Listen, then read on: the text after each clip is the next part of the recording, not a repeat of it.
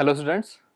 So today we will start our next topic which is basically the resistors, inductors and capacitors, उनकी क्या properties होती हैं हमारे पास में, उनके बेसिक लॉज क्या हैं। तो आज बेसिकली हम पढ़ने वाले हैं कि डिफरेंट टाइप्स ऑफ लॉज जो हमारे काम आते हैं इलेक्ट्रिकल सर्किट के अंदर यानी इलेक्ट्रिकल मशीन्स के अंदर, बेसिकली उन सारी चीजों को अपन देखेंगे यहाँ पे।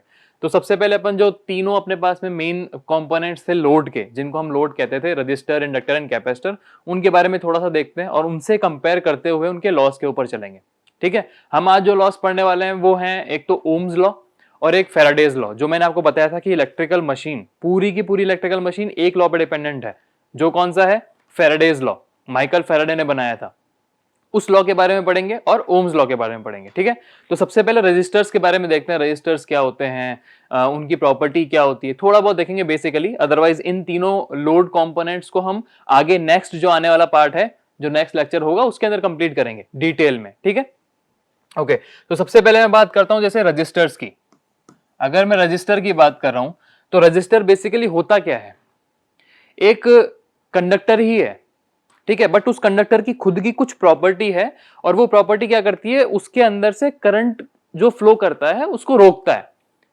अब मैं इसको ऐसा बोलूं कि आज तक आप लोगों ने पढ़ा यही होगा रजिस्टर्स के बारे में, इवन इन 12th क्लास, कि जो भी रजिस्टर है वो क्या करेगा, करंट के फ्लो को अपोज करेगा। जबकि मैं ऐसा बोलता हूं कि वो अपोज नहीं करता, वो करंट के फ्लो को कंट्रोल करता है। ठीक है, तो resistor is a controlling element which controls the flow of current within it. Okay, resistors का सिंबल कैसे बनता है? जैसे मान के चलो मैं बता रहा हूं, रजिस्टर को हमको इस तरह से बनाना होता है। ठीक है, एक बहुत माइनर सा डिफरेंस यहां पे होता है, आप उन चीज को देखो। पहले तो सिंबल की बात कर लेता हूं मैं। एक रजिस्टर में ऐसे बना दिया, एक मैंने मान के चलो ऐसे बना दिया, और एक मैंने बना दिया इस तरीके से। इन तीनों में डिफरेंस क्या है? बहुत बेसिक सी चीज है। देखो, अगर इनका मिडिल पॉइंट मैं यहां देखता हूं तो मुझे पता चल रहा है कि फर्स्ट वाले के अंदर ये स्टार्ट कर रहा है अपवर्ड मोशन से और एंड कहां से हो रहा है? ये डाउनवर्ड से। ठीक है, द फर्स्ट वन। सेकंड वाले सिंबल की बात करता हूं, अगर इसका मिडिल पॉइंट यहां है तो सारा का सारा जो सिंबल बना हुआ है वो इसके अपवर्ड में आ गया। और थर्ड वन, इसमें क्या रह रहा है? ऊपर नीचे है, बट ये स्टार्ट भी ऊपर से हो रहा है और एंड भी ऊपर से हो रहा है। ठीक है, तो हमें एग्जैक्ट सिंबल के बारे में पता होना चाहिए। हम ये बेसिक माइनर डिफरेंस जो होता है इन तीनों में उसको ध्यान नहीं रखते और एग्जाम में अगर जाके देखते हैं तो वो गलत हो जाता है। ठीक है, अगर आप टेक्निकल एग्जाम्स में जाओगे आगे इन गवर्नमेंट एग्जामिनेशंस तो ये बहुत मैटर करता है वहां पे, क्योंकि अगर आपने इंजीनियरिंग सर्विसेज की बात कर रहे हो, वहां कन्वेंशनल पेपर अपने पास आता है, वहां हमें काफी सिंबल्स बनाने पड़ते हैं, सर्किट ड्रॉ करना पड़ता है। तो वहां अगर ये गलती कर दी तो हमारे नंबर कट जाते हैं। हम सब कुछ सही कर रहे हैं फिर भी नंबर कट जाते हैं। तो ये बहुत छोटी सी चीज है। इन तीनों में से कौन से गलत हैं? ये गलत है, ये गलत है, ये वाला सही है। तो हमेशा ये ध्यान रखना कि रजिस्टर का जो सिंबल बनता है वो मिडिल पॉइंट में एक साइड से अगर स्टार्ट हो रहा है तो एंड जहां होगा वो उसके ऑपोजिट साइड होगा। अगर मान के चलो इसको मैंने बना दिया, मैंने इसको स्टार्ट किया एक तरह से नीचे से, मैंने नीचे से स्टार्ट किया, लेकिन मुझे इसको सही बनाने के लिए एंड करना पड़ेगा इसके ऊपर से। ठीक है, so this is also correct. बहुत छोटी सी चीज है। चलो अब बेसिकली रजिस्टर को स्टार्ट करते हैं अपन। मैंने बताया कि रजिस्टर क्या होता है। रजिस्टर एक कंडक्टर ही है जिसकी प्रॉपर्टी का नाम होता है रेजिस्टेंस। ठीक है, the property of register is resistance.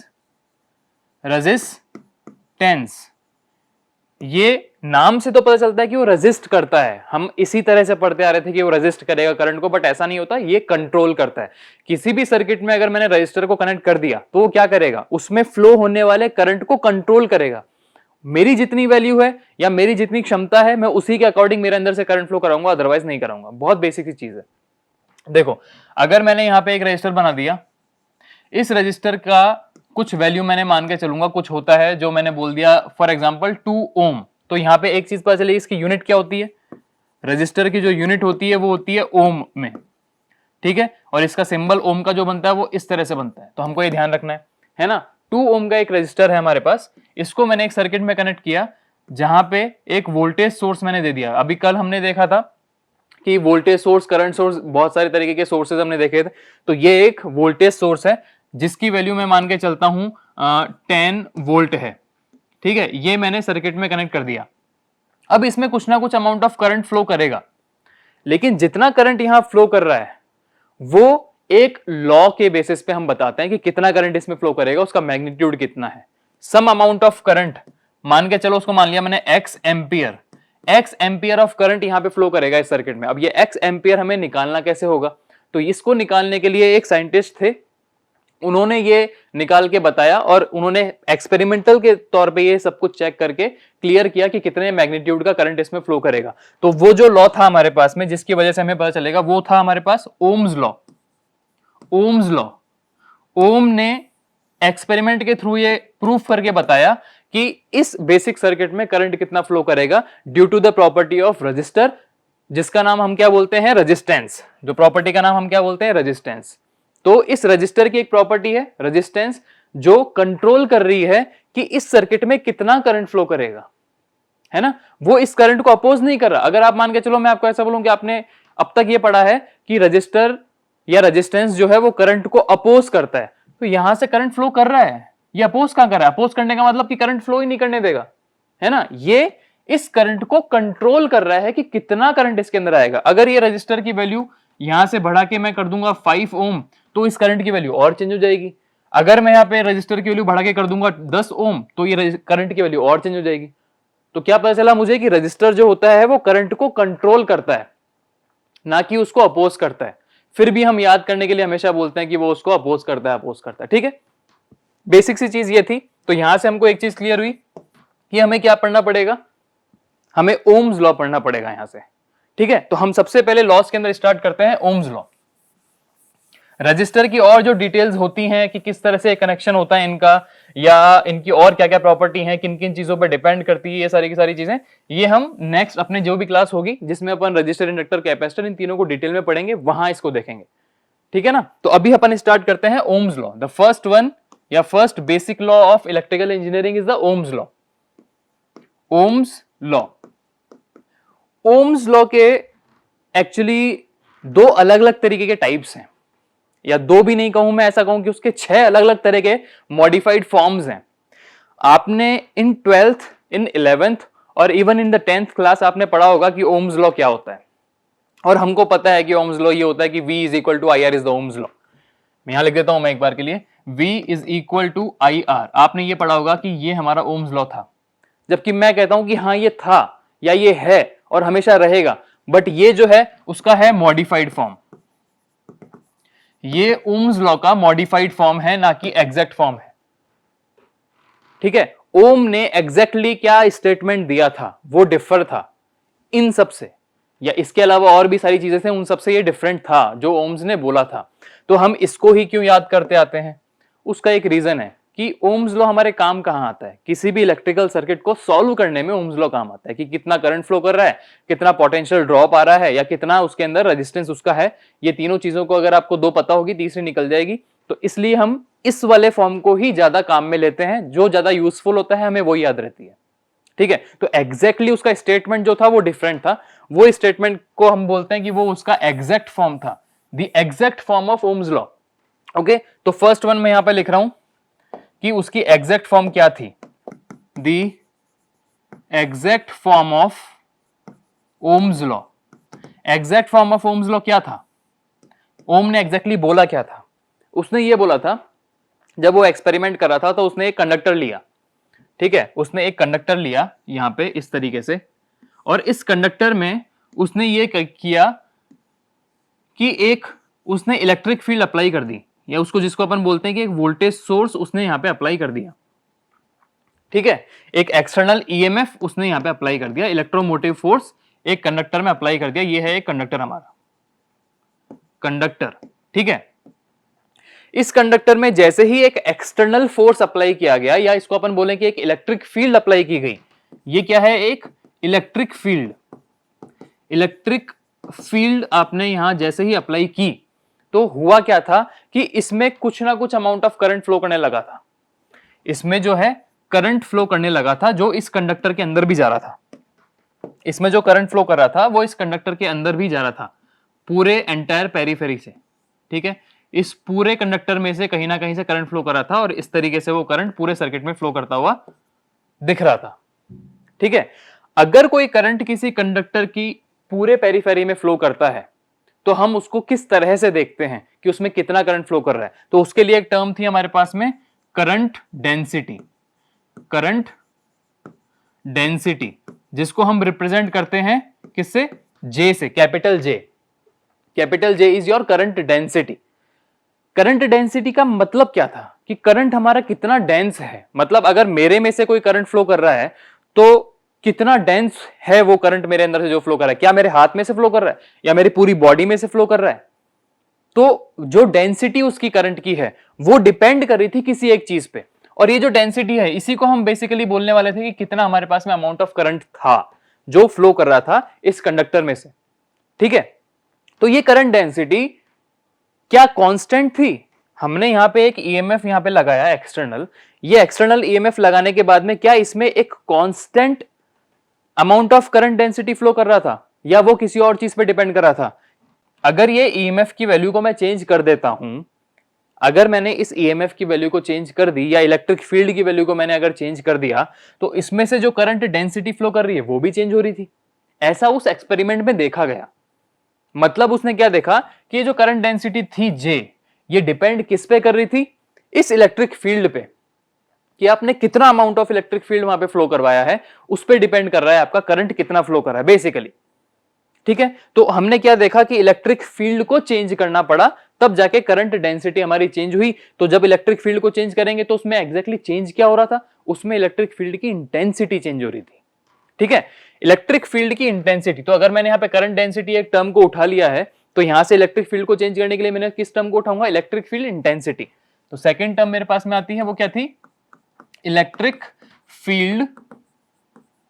Field intensity, कितना इंटेंस है इलेक्ट्रिक फील्ड इंटेंसिटी, जिसको रिप्रेजेंट करते हैं अपन कैपिटल ई से विद एन एरो। क्यों, क्योंकि ये एक वेक्टर कंपोनेंट है। आपको वेक्टर स्केलर कंपोनेंट में डिफरेंस पता होगा, आपने 10th 11th क्लास में पढ़ी है एक्चुअली ये फिजिक्स के स्टार्टिंग में। ठीक है, तो ये एक वेक्टर क्वांटिटी है जो कि क्या थी, इलेक्ट्रिक फील्ड इंटेंसिटी। तो ओम ने जब ये एक्सपेरिमेंट किया तो उसको ये पता चला कि जो करंट डेंसिटी थी ये डिपेंड कर रही थी किस पे, इलेक्ट्रिक फील्ड इंटेंसिटी पे। इलेक्ट्रिक फील्ड इंटेंसिटी को वो बढ़ा रहा था तो करंट डेंसिटी भी बढ़ रही थी, इलेक्ट्रिक फील्ड इंटेंसिटी को कम कर रहा था तो इलेक्ट्रिक करंट डेंसिटी भी कम हो रही थी। ठीक है, तो उसने यहां पे एक स्टेटमेंट दे दिया, लेकिन इस स्टेटमेंट के साथ में एक कुछ स्टार्टिंग में उसने एक नोट दिया। उसका मतलब यह था कि ये जो एक्सपेरिमेंट मैं कर रहा हूं, ओम ने बोला कि ये जो एक्सपेरिमेंट मैं कर रहा हूं वो कर रहा हूं किस पे, कांस्टेंट टेम्परेचर पे। ठीक है, तो उसने एक स्टेटमेंट दे दिया फिर कि at constant temperature the current density of a conductor is directly proportional to its electric field intensity. ठीक है, मैं वापस रिपीट करता हूं, लिख भी दूंगा यहां पे अभी कि at constant temperature the current density is directly proportional to its electric field intensity. This is called as the exact form of Ohm's law. इसी फॉर्म को हम आगे डिराइव करते गए डिफरेंट फॉर्म्स में आ गए, तब जाके एक निकला था V is equal to I R, और बहुत सारे फॉर्म्स निकले हमारे पास में। ठीक है, तो मैं एक स्टेटमेंट यहां लिख देता हूं, the exact form of Ohm's law का एक स्टेटमेंट है कि at constant temperature the current density, इसको यहां से एक बार रब कर देते हैं अपन, स्टेटमेंट पूरा लिख देंगे। ठीक है, the current density is directly proportional to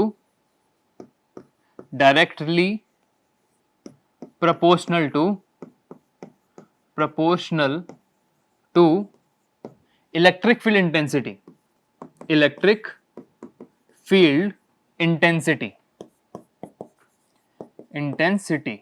ठीक है, अब ये जो एक मेरे पास में स्टेटमेंट आया, ये स्टेटमेंट था मेरे पास में exact form of Ohm's law का, और इसी को अगर मुझे मैथमेटिकल दिखाना है तो मैथमेटिकल इक्वेशन क्या आ जाएगी, the current density is J is directly proportional to what, electric field intensity, which is E.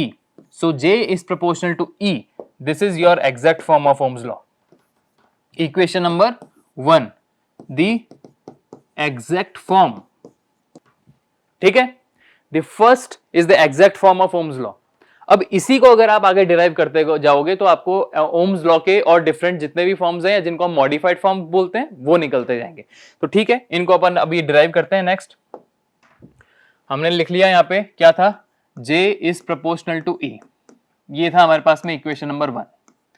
ठीक है, अब इसको डिराइव करते हैं। चलो J एज इट इज ले लिया, प्रोपोर्शनल साइन है यहाँ पे, तो प्रोपोर्शनल साइन को हटाने के लिए क्या आ जाएगा, प्रोपोर्शनलिटी कांस्टेंट आ जाएगा इक्वल टू साइन के साथ, तो J is equal to proportionality constant आ गया, क्या हो गया, सिग्मा इंटू ई। ठीक है, J इज इक्वल टू हो गया हमारे पास में सिग्मा इंटू ई। तो ये जो सिग्मा है यहाँ पे, ये जो सिग्मा यहाँ पे है, इसको हम क्या बोलते हैं, कंडक्टिविटी। ये जो सिग्मा है यहाँ पे, इसको हम बोलते हैं क्या, कंडक्टिविटी, कंडक्टिविटी। ठीक है, so sigma is your conductivity. अब अगर मैं इसको ही आगे डिराइव करना चाह रहा हूं, इसी पॉइंट को अगर मैं आगे डिराइव करना चाह रहा हूं, तो क्या हो जाएगा यहां से, जब J is equal to sigma E है, तो यहाँ पे इंडिविजुअली अपन अगर हर चीज को उठा लें, J को मैंने क्या बोला था, करंट डेंसिटी था, तो इनको अब डिराइव करके देखते हैं कि क्या क्या होता है। J अगर करंट डेंसिटी है, तो करंट डेंसिटी एग्जैक्टली थी क्या, करंट डेंसिटी ये था कि कितना करंट फ्लो कर रहा है कितने एरिया में से, the current flowing under a unit area, या आप किसी भी तरीके से कह सकते हो कितने एरिया में से कितना करंट फ्लो कर रहा है। सो I divide by A, J is your current divide by area A, तो इसकी यूनिट क्या हो जाएगी हमारे पास में, एम्पियर, एम्पियर पर मीटर स्क्वायर, एम्पियर पर मीटर स्क्वायर। ठीक है, अगर मैं यहां से E इलेक्ट्रिक फील्ड इंटेंसिटी की बात करता हूं, तो इलेक्ट्रिक फील्ड इंटेंसिटी क्या होती है, वोल्टेज पर unit length V by L, तो इसकी यूनिट क्या हो जाएगी मेरे पास, volt divide by metre, volt पर metre.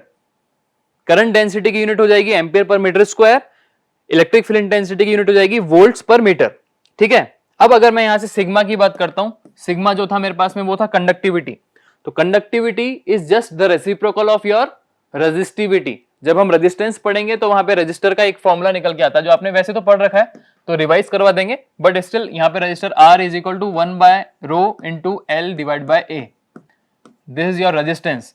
So here rho is your resistivity, resistivity.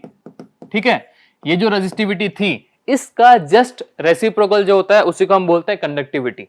तो sigma is equal to 1 by rho, rho is your resistivity, तो sigma is equal to 1 by rho. तो अगर 1 बाई रो है, तो इसकी यूनिट क्या हो जाएगी हमारे पास में, इसकी यूनिट हो जाएगी मोह पर मीटर, क्योंकि रेजिस्टिविटी की यूनिट होती थी हमारे पास में क्या, ओम मीटर, ओम इंटू मीटर।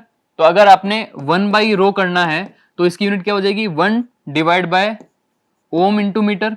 अब 1 डिवाइड बाय ओम जो होता है वो क्या होता है, मोह, उसको अपन इस तरीके से, ओम का रेसिप्रोकल क्या हो जाएगा, मोह हो जाएगा, तो दिस इज मोह पर मीटर। इसको अपन क्या लिखते हैं, इसको लिखते हैं MHO, ओम का जस्ट रेसिप्रोकल जो होता है वो अपन लिखते हैं मोह।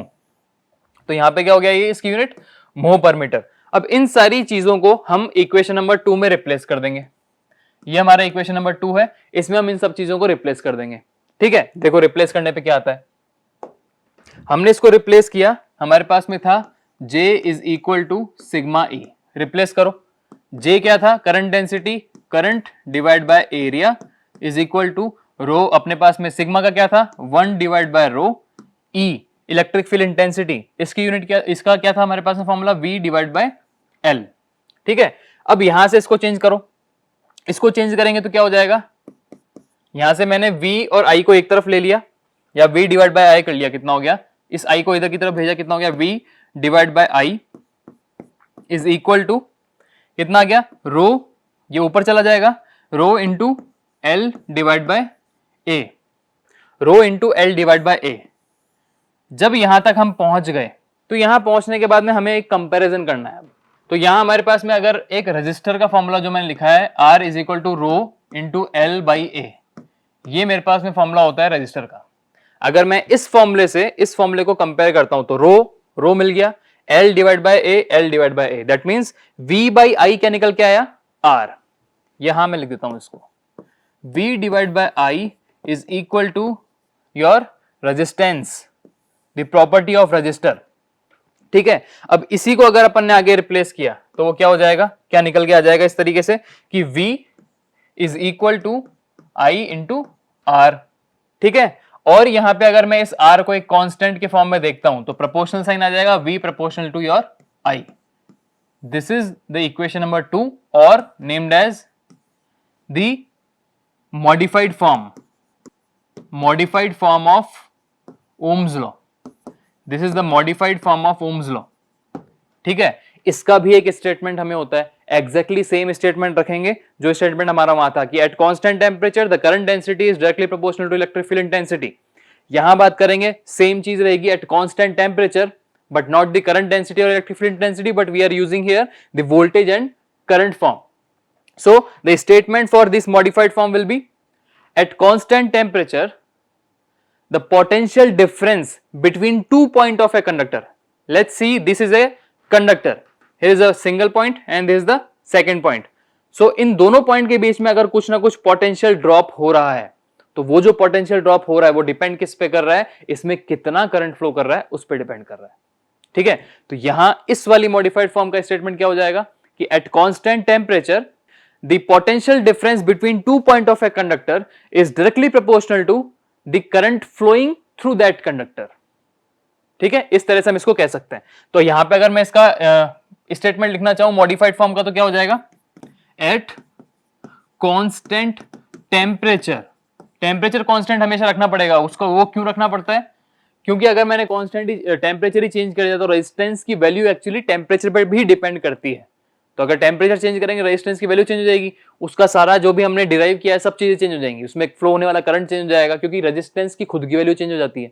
इसलिए हम कांस्टेंट टेम्परेचर रखते हैं कि at constant temperature the potential difference between 2 point of a conductor, potential difference between 2 point of a conductor, 2 point of a conductor, potential difference between 2 point of a conductor is directly proportional to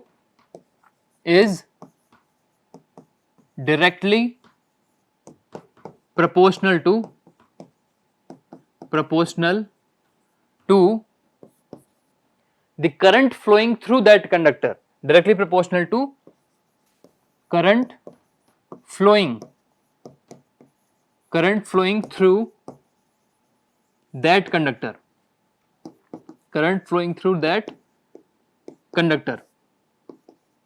conductor, ठीक है, तो हमारे पास में modified form of Ohm's law जो थी उसका statement आ गया और उसका मैथमेटिकल एक्सप्रेशन भी आ गया हमारे पास में।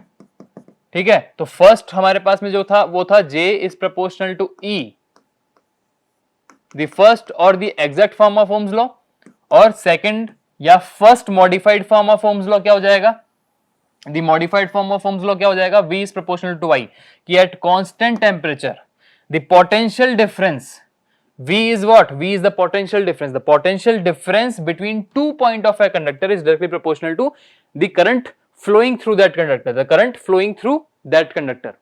ठीक है, तो ये हमारे पास में फर्स्ट मॉडिफाइड फॉर्म या हम बोल सकते हैं कि second form of Ohm's law है। ठीक है, ये क्लियर हो गया है। अब मैं इसी इक्वेशन से अगर इसको आगे और ड्रॉ करता हूं तो मुझे और मॉडिफाइड फॉर्म मिल जाएंगी। वो कैसे मिलेंगी, और जैसे फर्स्ट वन मेरे पास में थी J is proportional to E, second मेरे पास में आ गई J is proportional to I, और इसको जब मैंने चेंज किया था तो क्या था, V is equal to IR। यहां तक थे अपन, इस वाले इक्वेशन तक थे। इससे अगर मुझे आगे इसको चेंज करना है तो मैं यहां से लेके चलता हूं, कैसे, मैंने इसको उठाया, I को उठा लिया, I इज इक्वल टू क्या निकल के आया मेरे पास में, यहां से I इज इक्वल टू निकल के आ गया V into 1/R, V into 1/R आ गया ये। ठीक है, अगर V इंटू 1/R आ रहा है तो 1 डिवाइड बाय R मतलब the reciprocal of resistance is conductance. Since we know reciprocal of resistivity is the conductivity, the reciprocal of resistance is conductance G। ठीक है, ये चीज ध्यान रखनी है। तो 1/R क्या लिख सकते हैं अपन, कंडक्टेंस लिख सकते हैं G। So I is equal to V into G, ये मेरे पास में आ गई इक्वेशन नंबर 3, या फिर एक और मॉडिफाइड फॉर्म आ गया ओम्स लॉ का। ठीक है, जब इसको अगर मैं आगे और डिराइव कर रहा हूं तो यहां पे देखो मैंने इसी इक्वेशन से उठा लिया, इसी इक्वेशन को वापस देखा। अब यहां पे V is equal to IR है तो मैंने इसको इस तरह से लिख दिया कि V is equal to I को मैं क्या लिख सकता हूं, the rate of change of charges with respect to time.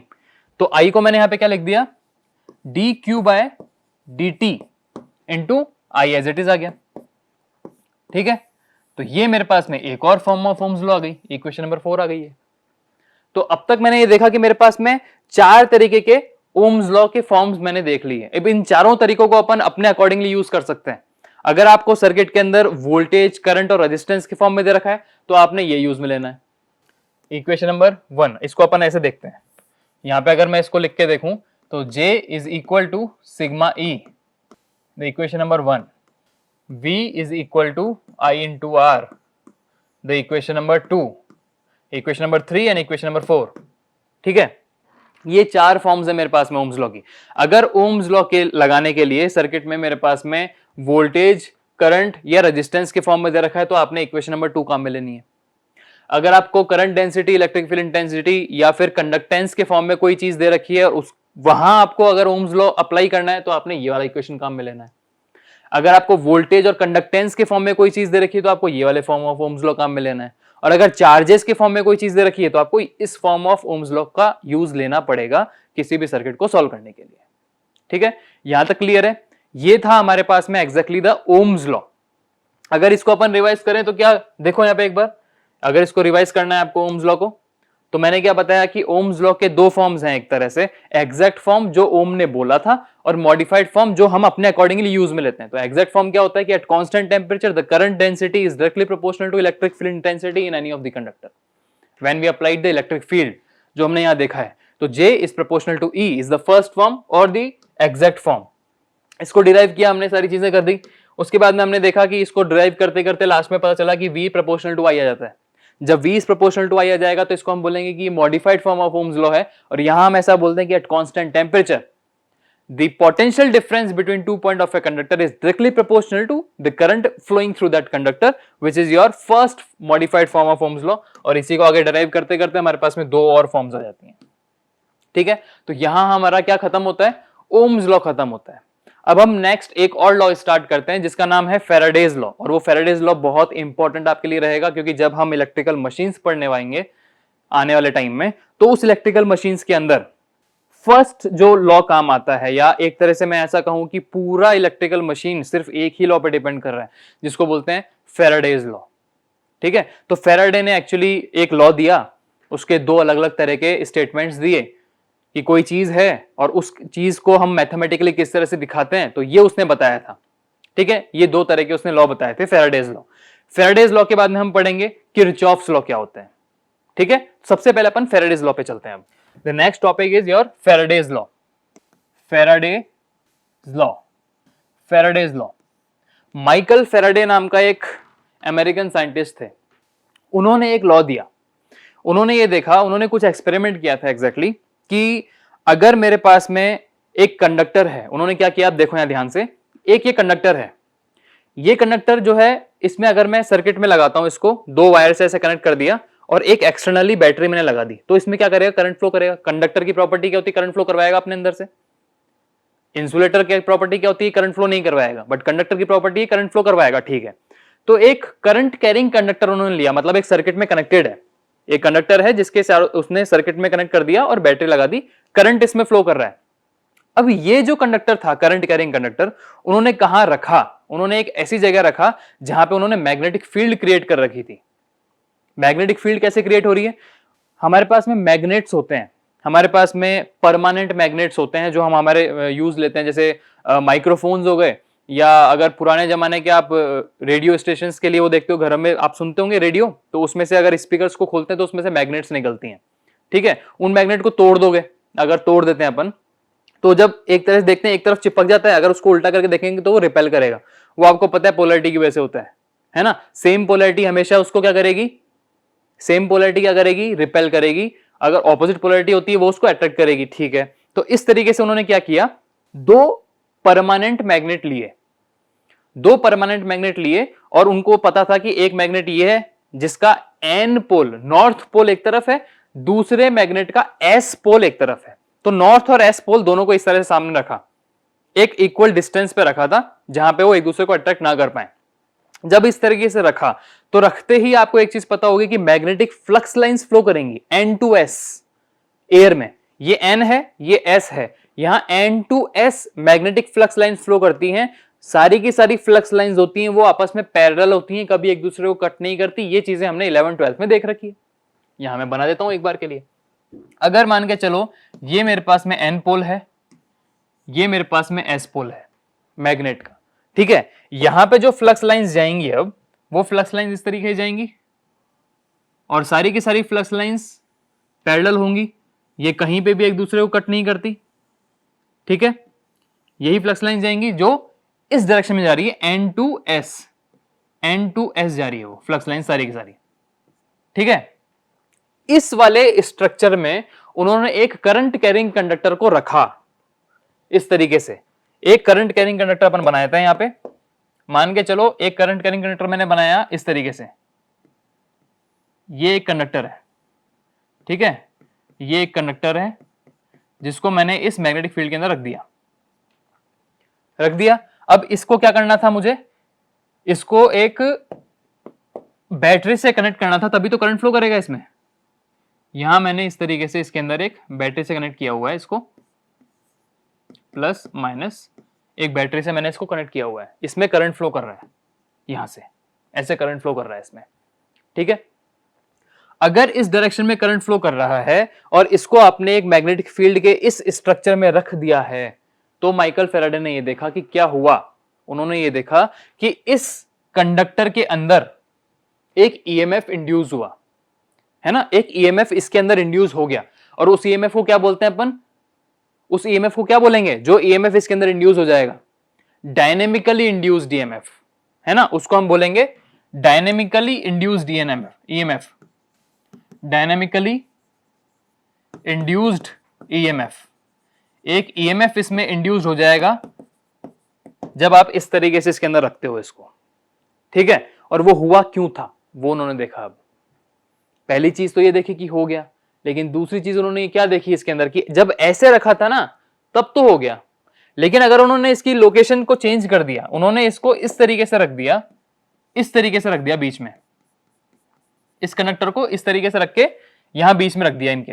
जैसे मान के चलो मैं इसको ऐसे हटाता हूं, वापिस बनाते हैं। देखो अगर मैंने इस कंडक्टर को इन फ्लक्स लाइंस के बीच में इस तरीके से रखा, यहां मैंने एक कंडक्टर को इस तरीके से रख दिया, जो करंट कैरिंग कंडक्टर है उसको रख दिया यहां पे, तो उन्होंने देखा कि इस पॉइंट पे ये जो ईएमएफ था ये इंड्यूस नहीं हो रहा था। ऐसा क्यों हुआ, जब उसको इस तरह से रखा था तो इंड्यूस हुआ, इस तरीके से रखा तो इंड्यूस नहीं हो रहा। इसका मतलब वो उसकी लोकेशन पे डिपेंड कर रहा है। लेकिन उन्होंने और टेक्निकली अंदर गए तो उनको पता चला कि लोकेशन पे डिपेंड तो कर रहा है, लेकिन एग्जैक्टली डिपेंड किस पे कर रहा है कि ये जो फ्लक्स लाइंस आ रही थी, ये फ्लक्स लाइंस इसको कट कर रही थी या नहीं कर रही थी, है ना। जब फर्स्ट लोकेशन इसकी इस तरीके से बनी हुई थी, देखो जब फर्स्ट लोकेशन यहां इस तरीके से बनी हुई थी इसकी, तो ये फ्लक्स लाइंस को कट कर रही थी, इस पॉइंट पे कर रही है, इस पॉइंट पे कर रही है, इस पॉइंट पे कर रही है, तो इसमें ईएमएफ इंड्यूस हुआ। लेकिन जब ये इस तरीके से रखा हुआ है तो फ्लक्स लाइंस पैरेलल हैं और दो फ्लक्स लाइंस के बीच में रखा हुआ है, तो कोई कट नहीं कर रहा, क्योंकि आगे भी नहीं करेगा कभी। क्यों नहीं करेगा, क्योंकि दोनों फ्लक्स लाइंस होती हैं वो पैरेलल होती हैं, कभी एक दूसरे को कट नहीं करती। तो अगर कंडक्टर फ्लक्स लाइंस के साथ में कट होगा या फ्लक्स लाइंस उस कंडक्टर को कट करेगी तभी हमारे पास ईएमएफ इंड्यूस होगा, अदरवाइज कोई ईएमएफ इंड्यूस नहीं होगा। ये एक मेरे पास में स्टेटमेंट आ गया, या एक प्रूव्ड लॉ बन चुका है जो कि माइकल फैराडे ने फिर स्टेटमेंट के फॉर्म में दिया। तो माइकल फैराडे ने स्टेटमेंट के फॉर्म में क्या बताया, फिर उन्होंने ये बोला कि whenever a current carrying conductor is placed in a magnetic field, there is an EMF induced in that conductor, the first law of Faraday। ठीक है, इसको हम बोलते हैं Faraday's law of electromagnetic induction, है ना। इसको हम बोलते हैं Faraday's law of electromagnetic induction। क्या बोला फेराडे ने, फेराडे ने ये बोला कि whenever a current carrying conductor is placed in a magnetic field, there is an EMF induced in that conductor। First law, जिसको स्टेटमेंट में अपन लिखेंगे अभी। सेकंड लॉ उन्होंने क्या बोला, सेकंड लॉ नहीं है एक्चुअली, वो इसी फर्स्ट लॉ का ही एक मैथमेटिकल फॉर्म है, तो उसको हम सेकंड फॉर्म बोलते हैं, वैसे सेकंड लॉ बोलते हैं। तो सेकंड लॉ क्या था, उन्होंने फिर ये बताया सेकंड लॉ में कि the magnitude of that induced EMF वो किस पे डिपेंड कर रहा है। पहले उसकी बात करते हैं, फिर स्टेटमेंट पे आऊंगा मैं। तो यहां जो ईएमएफ इंड्यूस कर रहा था वो डिपेंड किस पे कर रहा था कि फ्लक्स लाइन से कितना कट हो रहा था, उसी पे डिपेंड कर रहा था। फ्लक्स लाइन से कट हो रहा था उसको क्या बोलेंगे, फ्लक्स कितना लिंक कर रहा था आपके कंडक्टर के साथ में, है ना, तो उसको क्या बोला, फ्लक्स लिंकेज। उसको हमने क्या टर्म बताया, फ्लक्स लिंकेज, फ्लक्स लिंकेज। ठीक है, तो जो ईएमएफ इंड्यूस हो रहा था ना यहां पे, वो ईएमएफ किस पे डिपेंड कर रहा था, इस फ्लक्स लिंकेज पे, कितना हो रहा है टाइम के साथ। क्योंकि अगर आपने पहले ऐसे रखा तो ईएमएफ आ रहा है, फिर आपने इसको घुमाया और पैरेलल ही कर दिया तो ईएमएफ नहीं आया, फिर और घुमाया ईएमएफ आया आया, जब ये 90 डिग्री पे रहेगा इस तरीके से तो मैक्सिमम कट होगा, मैक्सिमम फ्लक्स लिंक करेगा। क्योंकि इस लोकेशन पे देखा कि ऊपर वाला नहीं कर रहा, नीचे वाला नहीं कर रहा, लेकिन जब इसको इस तरह से रखा 90 डिग्री पे तो यहाँ पे फ्लक्स इंड्यूस हो रहा है और मैक्सिमम कर रहा है। तो किस किस चीज पे डिपेंड कर रहा है, लोकेशन पे डिपेंड कर रहा है, उसके एंगल पे भी डिपेंड कर रहा है कितना हो रहा है। ठीक है, तो सेकंड लॉ ऑफ फैराडे ने ये बोला कि the induced EMF, the magnitude of induced EMF is directly proportional to rate of change of flux linkage, the rate of change of flux linkage. ठीक है, तो ये दोनों चीजें अपन अभी यहां पे लिखते हैं, स्टेटमेंट भी लिखेंगे और इसका जो मैथमेटिकल फॉर्म मैंने सेकंड फॉर्म बताया, या जिसको अपन सेकंड लॉ ऑफ फैराडे बोलते हैं, उसको भी यहां पे लिखते हैं अभी। ठीक है, इसको Faraday's law of electromagnetic induction बोलते हैं, ध्यान रखना ये बात। जब भी मशीन में पढ़ेंगे अपन इसको बोलेंगे Faraday's law of electromagnetic induction. ठीक है, तो फर्स्ट इसका स्टेटमेंट मैंने क्या बोला, फैराडे ने क्या स्टेटमेंट दिया था कि whenever a current carrying conductor is placed in a magnetic field, तो देखो यहां पे अपन लिख देते हैं उसी चीज को, whenever a current carrying conductor is placed in a magnetic field, whenever a current carrying conductor is placed in a magnetic field, in a magnetic field, जब एक current carrying conductor magnetic field में अपन place करते हैं तो क्या होता है, whenever a conductor is placed in a magnetic field, an EMF is induced, an EMF is induced, an EMF is induced in that conductor, ठीक है, ये है आपका फर्स्ट लॉ। ठीक है, first law of Faraday. What is the second law, second law हमको क्या बोलता है, the magnitude of induced EMF. Second law हमको बोल रहा है the magnitude of induced EMF, magnitude of induced EMF is directly proportional to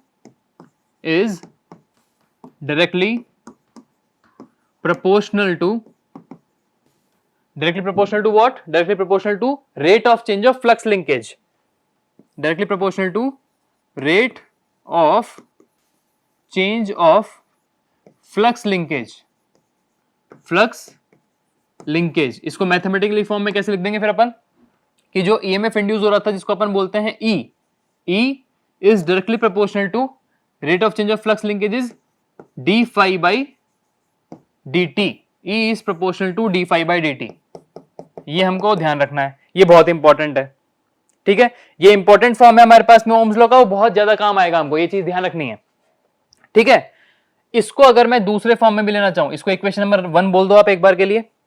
इस equation number 1 के बेस पे अगर अपन और देखते हैं आगे, तो यहां पे हमारे पास में दूसरा इक्वेशन क्या बन के आएगा, E is equal to B L V sine of theta. एक फॉर्मूला ये होता है, एक फॉर्मूला होता है E is equal to d phi by d t, not equal to, proportional to, E is proportional to d phi by d t, या magnitude of induced EMF is directly proportional to rate of change of flux linkage, या फिर E is equal to B L V sine theta. ठीक है, यहां पे अगर मैं बोलता हूं कि ये B क्या है, L क्या है, V क्या है, तो बता देता हूं मैं। ये जो B है, ये B है अपने पास में फ्लक्स डेंसिटी, कि जो फ्लक्स लाइंस जा रही थी वो कितनी डेंस थी उस पर भी डिपेंड करता है। ठीक है, L हमारे पास में क्या है, कंडक्टर की लेंथ, ये जो L है ये है length of the conductor, length of conductor we are using, length of the conductor. ठीक है, V जो यहां पे ये V है, ये V थोड़ा डिफरेंट है, this is not the your voltage, this is velocity. किस वेलोसिटी से आपका वो कंडक्टर जो था मूव कर रहा था, so this V is equal to velocity of conductor, velocity of conductor. Velocity of conductor. ठीक है, यहां पे हमारे पास में अब थीटा बचा। थीटा क्या है यहाँ पे, ये जो थीटा है ये वो है एंगल जिस एंगल से आप अपने कंडक्टर को घुमा रहे थे। अगर वो इस तरह से था फिर 90 डिग्री हुआ तो मैक्सिमम हो गया, 0 डिग्री हुआ तो एकदम कट नहीं हुआ, तो उन सारी चीजों पे sine 0 is 0, so EMF will be induced is 0। अगर साइन 0 इज 90 दैट मींस 1। इसका मतलब क्या होता है कि जो ईएमएफ इंड्यूस हुआ वो हमारे पास में मैक्सिमम इंड्यूस हो रहा है। तो इस तरह से प्रूव हो गई वो चीजें। ठीक है, अगर मैं यहां बात करता हूं d phi by d t, so यहां पे फाई जो था वो क्या था, d phi by d t क्या है, rate of change of flux linkage. तो d phi by d t मेरे पास में जो है ये है rate of change of flux linkage, rate of change of flux linkage, flux linkage. ठीक है, ये ध्यान रखना है। तो फैराडे के दो लॉ आए हमारे पास में कि अगर करंट कैरिंग कंडक्टर को मैग्नेटिक फील्ड में रखेंगे तो ईएमएफ आएगा। वो जो ईएमएफ आएगा वो उसका magnitude rate of change of flux linkage पे डिपेंड करेगा। ये चीज पता है हमको। ठीक है, अगर ये चीज क्लियर हो गई हमारे पास, इसके क्लियर होने के बाद में एक चीज और दिमाग में आती है। तो वो जो चीज हमें ध्यान रखनी है वो क्या हो जाएगी, अगर मैं इस फॉर्मूले को उठाता हूं जो कि है E is proportional to d phi by d t, अगर मैंने ऐसे लिखा हुआ है तो ये प्रोपोर्शनलिटी साइन को भी तो हटाना पड़ेगा। तो प्रोपोर्शनलिटी साइन को हटाने के लिए E is equal to proportionality constant आ जाएगा।